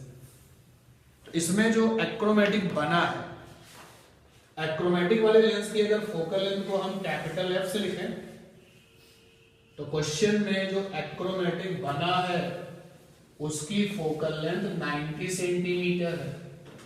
Achromatic lens, इसकी जो फोकल लेंथ है क्वेश्चन में वो है 90, जिसको कि हम कैपिटल F से लिख रहे हैं 90 सेंटीमीटर। न्यूमेरिकल करते समय किस चीज का ध्यान रखना है मैं आपको वो बताने वाला हूं, फिर से रिपीट करने वाला हूं। भाई आप जब थ्योरी पढ़ते हैं तो आपने फैसला कर लिया कि F1 हमेशा कन्वर्जिंग और F2 कैसा है, डाइवर्जिंग है। बट न्यूमेरिकल करते समय कभी F1 कन्वर्जिंग बनेगा तो F2 कभी कन्वर्जिंग बनेगा।